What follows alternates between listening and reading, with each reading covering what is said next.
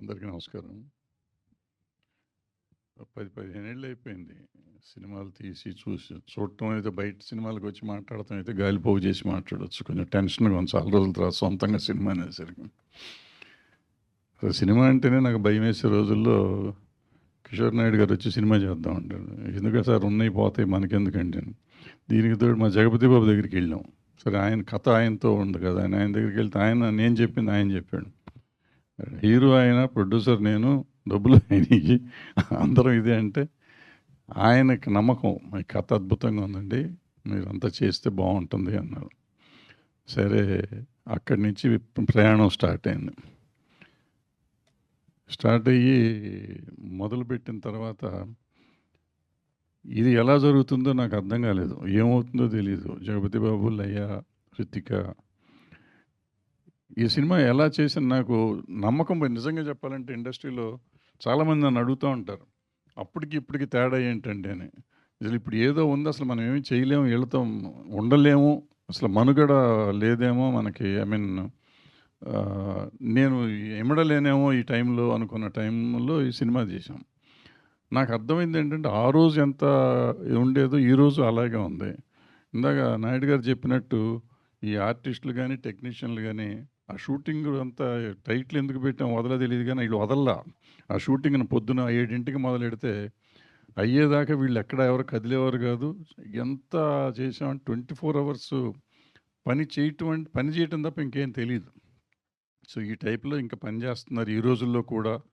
నేను అప్పుడప్పుడు టీవీల ముందు చెప్తుంటే పని చేయట్లేదు ఈ మధ్య అంతా, వీళ్ళు గాలివాళ్ళు అయిపోయారని చెప్తూ ఉంటాను. అలా కాకుండా సిన్సియర్గా నా యూనిట్లు ప్రతి వాళ్ళు పని చేశారు. ఆ పనికి రిజల్ట్ ఇవాళ మీరు గ్లింప్సే చూశారు, మొత్తం చూసి మిమ్మల్ని ఆశీర్వదిస్తారు అనుకుంటున్నాను. ఈ సినిమా అనుకోగానే నాకు అంటే ఇది ఇవాళ ఉన్న పరిస్థితుల్లో మన సినిమాలు తీయటం, రిలీజ్ చేయటం చాలా కష్టమని మా సునీల్ నారంగ్ మిత్రుడు సునీల్ నారంగ్ దగ్గరికి వెళ్ళి నేను రామ్మోహన్ రావు గారిని కలిసిచ్చాను. So they were kind enough to present this film.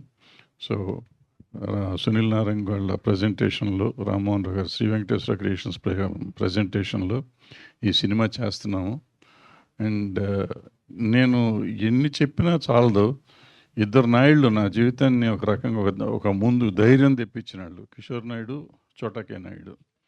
వీళ్ళిద్దరూ అంటే నాకు జగపతి బాబు గారితో చాలా భయం ఉండేది. ఎందుకంటే అంతఃపురం చేసాం, అద్భుతంగా చేశాడు, కానీ మేమిద్దరం డైరెక్ట్గా చరిత్రలో ఆయన ఎప్పుడు సినిమా చేయలేం. సో ఈ సినిమా ఏముంటుంది, ఎలా చేస్తాడు ఏమో అనుకున్నాను. ప్రొడ్యూసర్ల కంటే కూడా ఎక్కువ చేశాడు ఆయనే ప్రొడ్యూసరు, ఆయనే డైరెక్టరు, ఆయన ప్రతి సర్వం ఆయనే అనుకున్నాడు. ఈ సినిమాలో జగపతి బాబు లేకుండా ఈ cinema you cannot imagine this film.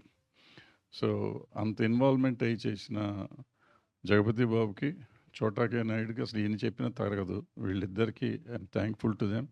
Thank you very much. Thank you sir, thank you very much. నాకు ఈ 50 ఏళ్ళ నుంచి, నాకు ఈ సంవత్సరంతో నేను 50 ఏళ్ళు అయిపోతుంది ఇండస్ట్రీలోకి వచ్చి. సో ఈ 50 ఏళ్ళలో ఇండస్ట్రీకి నా మీడియా ఆ రోజు నుంచి ఈ రోజు వరకు మీడియా నాకు ఎప్పుడు సపోర్ట్ చేస్తూ ఉంది. ఈ సినిమాలు తీసినా హిట్ తీయపోయినా నేనున్నానంటేనే ఒక ఇదిగా ఉండేది. సో నన్ను ఇంతకాలం ఇంకా ఒక దీనిగా నిలబెట్టిన మీడియాకి నా కృతజ్ఞత తెలియజేస్తూ, చాలా కాలం తర్వాత ఈ సినిమా తీస్తున్నాను కాబట్టి ప్రేక్షకులు కానీ మీడియా కానీ నాకు సపోర్ట్ చేస్తారని ఆశిస్తూ సెలవు తీసుకున్నాను. Thank you. Super sir, thank you very much. And డెఫినెట్గా ఈ వదలా సినిమా నుంచి మీరు ప్రొడ్యూస్ చేయడం వదలకుండా మళ్ళీ సినిమాలు చేస్తూ మా ముందుకు వచ్చేంత సక్సెస్ అవ్వాలి అని మనస్ఫూర్తిగా కోరుకుంటూ ఇద్దరు ప్రొడ్యూసర్స్కి కూడా ఆల్ ది వెరీ బెస్ట్ చెప్పేస్తున్నాం sir. Thank you so much. And